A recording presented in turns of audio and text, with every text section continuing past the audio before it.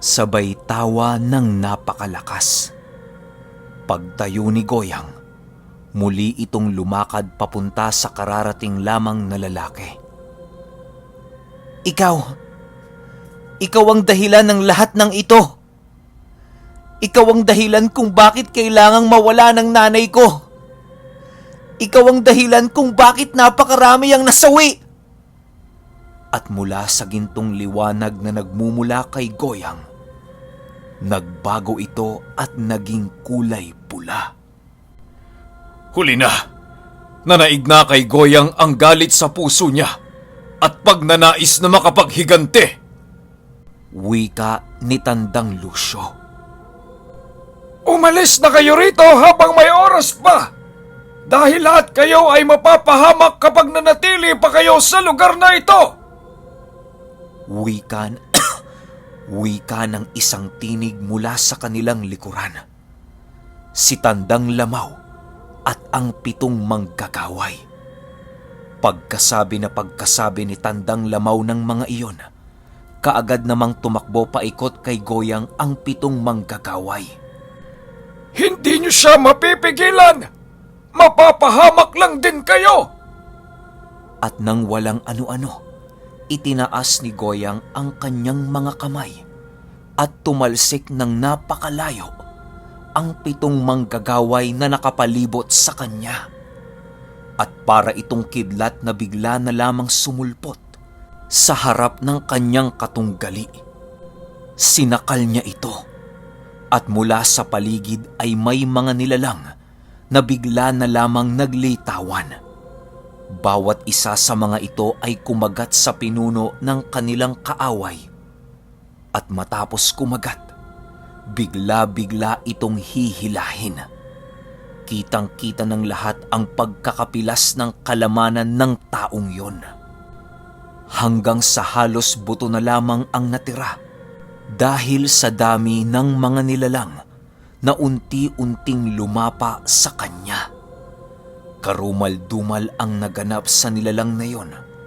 Ngunit ang nakakapagtaka at ikinagulat ng lahat, sa kabila ng kalagayan ng lalaki, ay buhay pa din ito at nakuha pa nitong makapagsalita.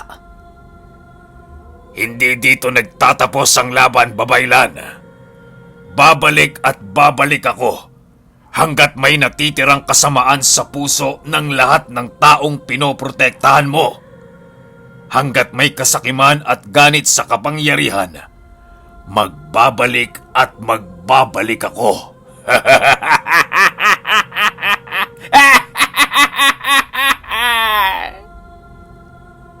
Wika nito habang bumubulwak ang dugo sa kanyang bunganga. Matapos niyang makapagsalita, kaagad natupok ang katawan ng lalaking yon ng mga kaaway. At matapos ang labanan nila ni Goyang, kaagad na binaling ni Goyang ang kanyang atensyon sa mga kampo nito. At parang mga dagang nagsitakbuhan ang mga ito. Ngunit hindi sila nakalayo dahil mula sa kinatatayuan ni Goyang, ikinumpas niya lamang ang kanyang mga kamay. Nagsiputukan ang ulo ng mga papatakas na mga kalaban. Walang natira sa kanila kahit isa. At matapos gawin ni Goyang ang kahindik-hindik na gawain, nagpakawala ito ng napakalakas na sigaw at agad nawala ng malay. Dahilan para maigapos siya ng 7 manggagaway at dinala siya sa baryo. Ang baryo Hamtik ay nabawi nila mula sa mga mananakop. Ngunit lingid sa kaalaman ng lahat, wala na si Salve. Ilang araw matapos ang labanan, nagbalik sila sa baryo ng mga manggagaway at kagaya ng mga naunang mga laban, nawalan na naman siya ng malay ng mga ilang araw. Pagkagising nito, kaagad siyang pinuntahan ng pinuno upang kausapin. Goyang, naisalaysay sa amin ng mensahero ang nangyari sa labanan at mahusay ang iyong ipinamalas. Ngunit nasaan ang iyong ina? Wika ni Pinunong Lamaw. Agad humagulgol si Goyang at nagwika ng, "Wala na ang aking ina. Matapos niyang ipasa sa akin ang mga tala." Hindi na niya naipagpatuloy ang kanyang sasabihin dahil tuluyan na siyang humagulgol. Nagulat ang lahat ng naroroon sa narinig na balita at hindi sila makapaniwala na ang isa sa pinakamahusay na babaylan ay pumanaw na. Sadyang hindi ko inaasahan ang nangyaring ito.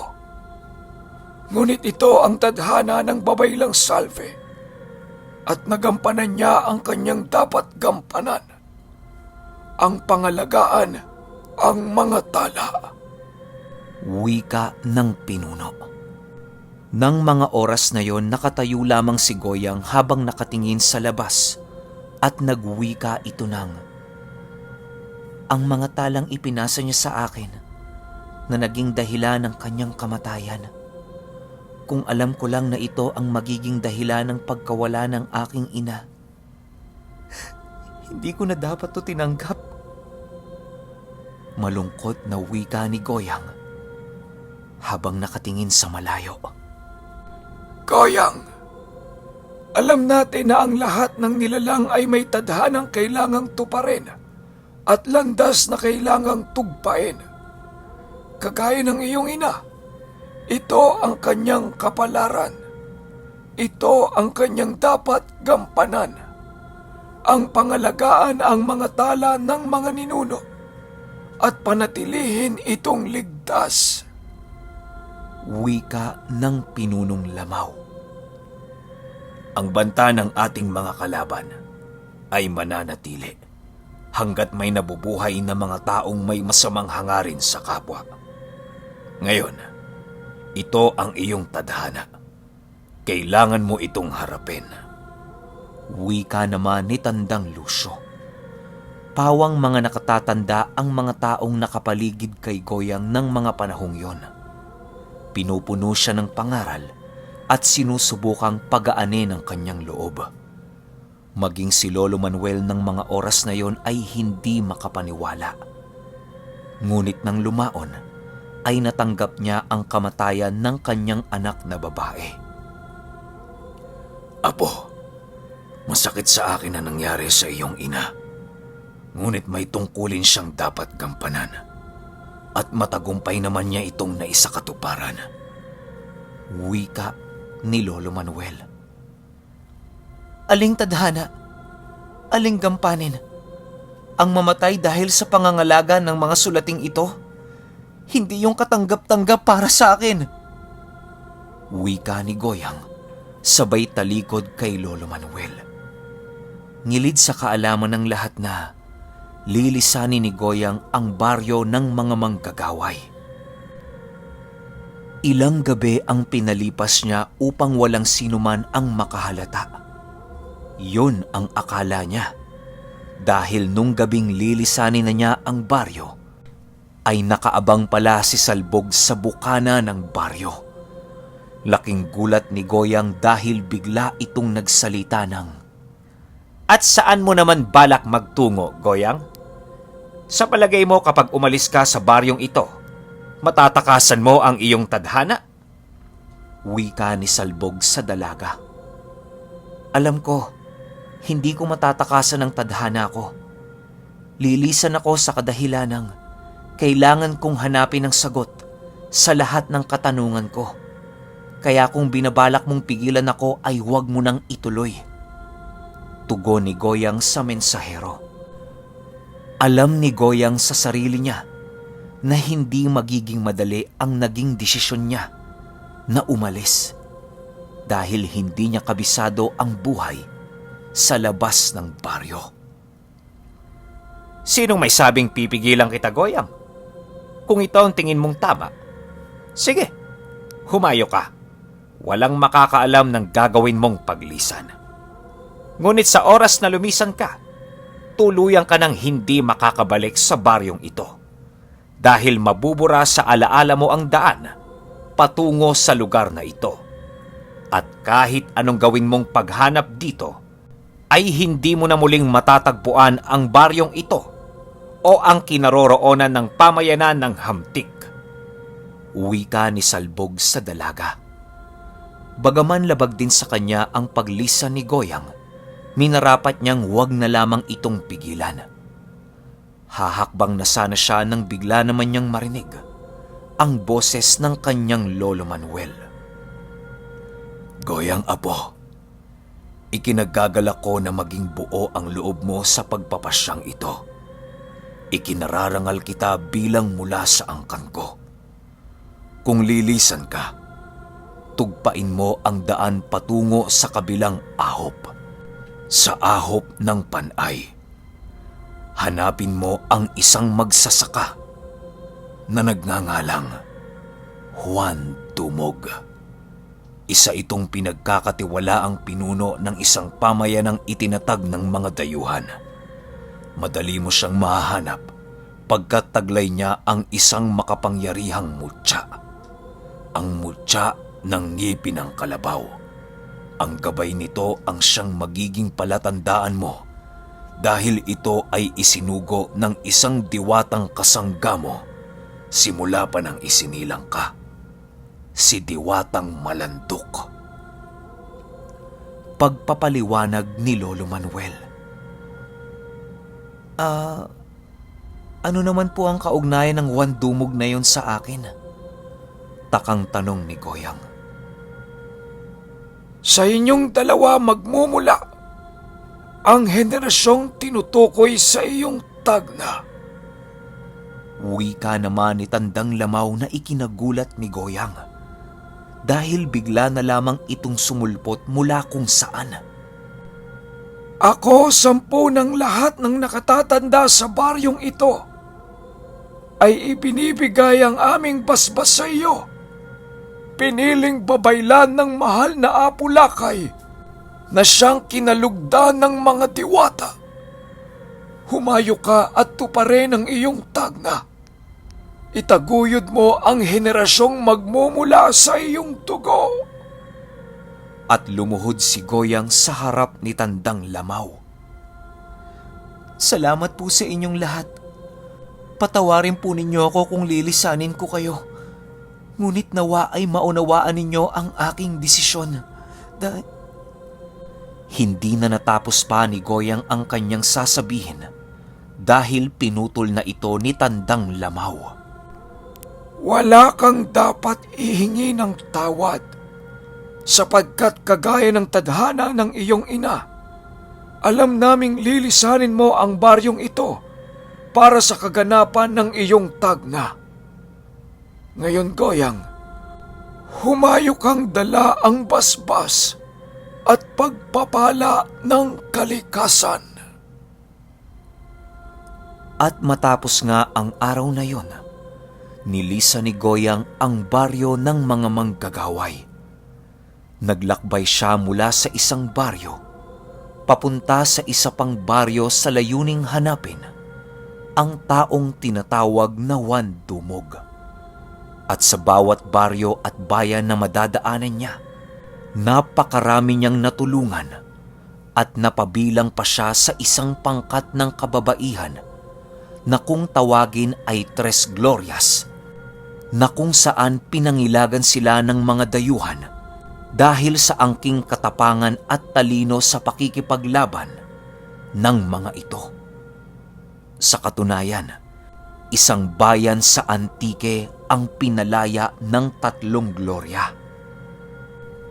At matapos ang kaganapang yon na tumatak sa kasaysayan ng probinsya ng Antique, kaagad nagpatuloy si Goyang sa kanyang paglalakbay.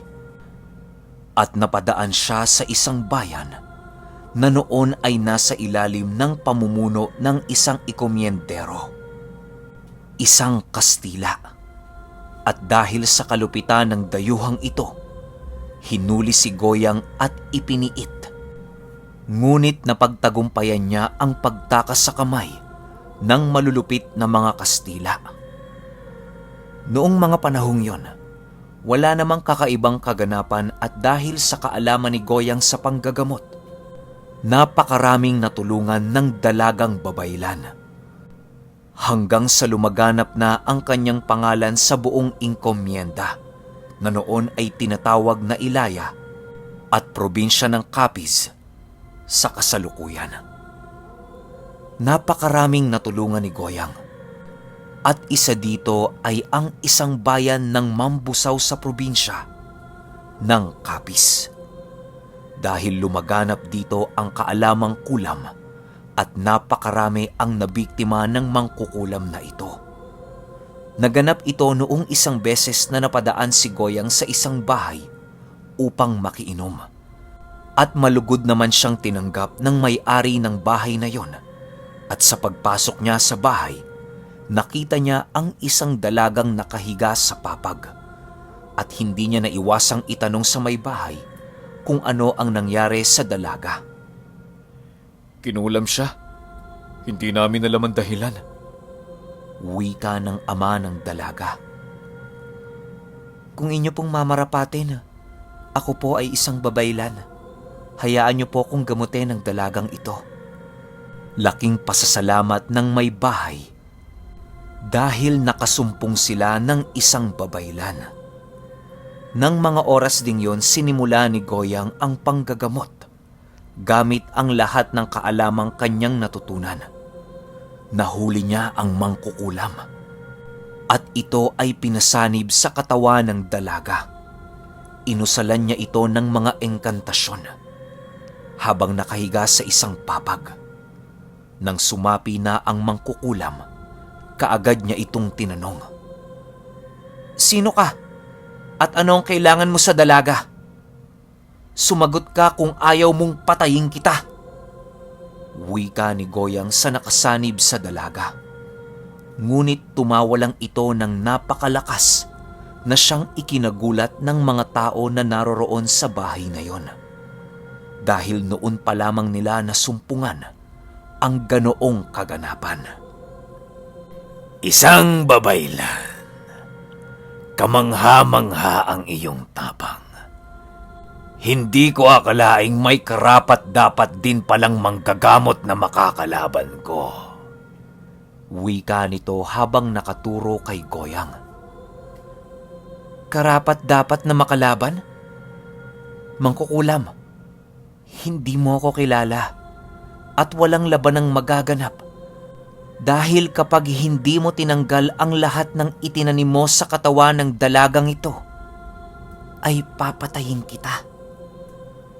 Pagbabanta ni Goyang sa nilalang na nakasanib sa dalaga. At sino ka para pagutusan ako, babaylan? Hindi mo ba alam na ako ang pinakamahusay na mangkukulam dito sa bayang ito? Ikaw, sino ka sa palagay mo? Ha?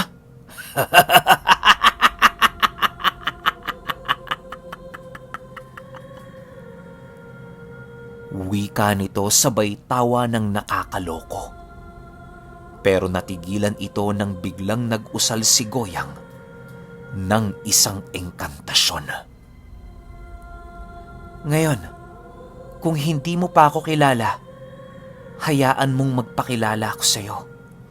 Sabay dikit ng palad nito sa noo ng dalaga. Nagsisisigaw ang nilalang na nasa loob ng katawan ng dalaga at nagsalita ito ng, Ilayo mo sa akin ang kampilang yan! Napapaso ang mga mata ko! Oo na! Aalisin ko na ang itinanim ko sa katawan ng babaeng ito! Ilayo mo sa akin yan! Pagmamakaawa ng mangkukulam. Pero hindi pinakinggan ni Goyang ang pagmamakaawa nito. Sa halip ay inilapat niya ang isa pa niyang kamay sa dibdib nito na naging dahilan ng pag-angat ng katawan ng dalaga. At nang tuluyan ng maalis ng mangkukulam ang lahat ng sakit na itinanim niya, pinatay na kaagad ni Goyang ang mangkukulam. Laking gulat ng lahat dahil may kung sinong nagsisisigaw sa labas ng bahay nang ginagamot niya. Paglabas nila sa bahay, Isang babae na nasa tinatayang edad na 40 ang nakahandusay sa lupa at nangingisay. Ito yung mangkukulam, wika ni Goyang, at kaagad niya itong nilapitan at tinanong ng, "Ano ang kasalanan sa iyo ng dalaga at kinula mo siya?" Wika nito sa naghihingalong babae. Napag-utusan lamang ako. Wala siyang kasalanan sa akin. Ginawa ko lamang ito dahil sa pera. Kailangan kong pakainin ang pamilya ko. Kaya parang awa mo na. Huwag mo akong tuluyan. Pagmamakaawa nito kay Goyang. Ano ang kasiguruhan na hindi mo na uulitin kung sakaling buhayin kita? Muling tanong ni Goyang. Hawak mo ang buhay ko, Babaylan. Nangangako ako na hindi na ako manggagambala ng kahit na sino man sa bayang ito. Pakiusap, buhayin mo ako. At dahil sa pangako ng mangkukulam, pinakinggan ni Goyang ang kahilingan nito. Ngunit tinanggal ni Goyang ang kakayahan nito sa kulam at tinaniman ng sumpa na kung gagamitin pa nitong muli ang kanyang kakayahan, ay agad na babawiin ng sumpa ang buhay ng mangkukulam. At dahil sa kabutihang ginawa ni Goyang, kinilala siyang guro ng mangkukulam na yon at naging manggagamot ang isang mabalasik na mangkukulam. Lumipas ang mga araw at nagtuloy si Goyang sa kanyang paglalakbay. Sa bawat araw na lumilipas at sa bawat hakbang ng dalaga, mas lalong lumalawak ang lugar na nakakakilala sa kanya. At dahil dito, ipinahanap siya ng isang mataas na pinuno ng isang bayan sa pusod ng Irong-Irong o mas kilala bilang Iloilo sa kasalukuyan. Sa pagkakataong ito, mga aswang na ang nakasagupa ng dalaga. Naganap ang kasaysayang ito noong nagawi naman siya sa isang bayan na halos walang tao. Papalubog na ang araw ng mga oras na yon at naghahanap si Goyang ng matutuluyan.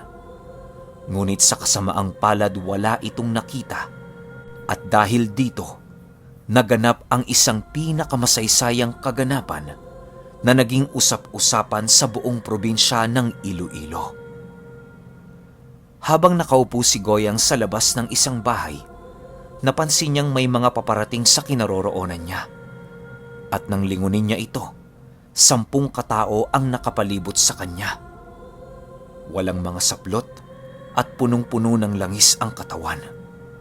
Napapaligiran siya ng mga aswang. Mukhang sinuswerte tayo, mga kasama. May naiwan pa palang tao sa lugar na ito. Wika ng isa sa mga aswang at habang papalapit ang mga ito sa kanya, tumayo si Goyang gamit-gamit ang hawak niyang tungkod. Inaya niyang sumugod sa kanya at isa-isa niya itong pinagpapapatay. Matapos ang labanan, laking gulat ni Goyang nang biglang naglabasan ang mga tao sa kani-kanilang bahay.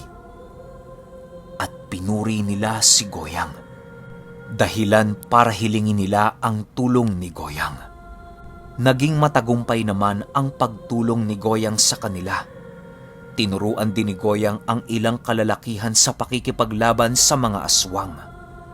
Ang mga kababaihan naman ay tinuruan niya ng panggagamot. Minahal si Goyang sa halos lahat ng dako ng ahop na yon. Ngunit kagaya ng dati, kinailangang umalis ni Goyang dahil sa kanyang hinahanap. At sa bawat bayang madadaanan niya, ipinagtatanong niya ang pangalang Juan Dumog. Ngunit wala ni isa ang nakakakilala dito. Hanggang sa nadako siya sa isang bayan na sakop din ng ahop ng Iloilo, sa Lampunao. Woo! Grabe! Napakaangas, kinikilabutan ako. Lalo na nung nabanggit yung pangalang Juan Dumog. Ito pa malupit, trivia lang. Nasabi sa kwento na nagturo si Lola Goyang sa Iloilo. Fun fact, alam nyo ba na si Mamang ay galing ng Iloilo? Grabe, kinikilabutan ako. Pwedeng may connection si Goyang tsaka si Mamang. 'Di ba? Parang siguro maestra ni Mamang to si Goyang. Kaya gano'n na lang din yung lakas no ni Mamang, no? Kasi si Mamang originally tubong Iloilo yun. Pumunta lang siya ng Zamboanga del Norte dahil may sinundan siya. Pero grabe, iba yung pagkakakonekta ng kwento. Well, wala namang connection si Mamang dito, nabanggit ko lang kasi nga nagturo si Lola Goyang sa Iloilo, tapos si Mamang tubong Iloilo. Pati yung mga magulang ni Mamang galing din ng Iloilo. So may tendency na naturuan ni Goyang, ni Lola Goyang, yung isa sa mga kamag-anak ni Mamang tas naipasa kay Mamang. Pwedeng ganun. O mismong si Mamang yung naturuan ni Lola Goyang. Ewan ko, hindi ko masasabi. Basta napakaangas lang. JR! Baka naman pwede na nating ituloy. Kasi guys, sa totoo lang, hanggang dito pa lang yung nasisend sa atin. So habang hinihintay natin yung Goyang 17, 3 parts muna tayo ng Maranhig. Yun lang. Hanggang sa susunod na kwento. Salamat.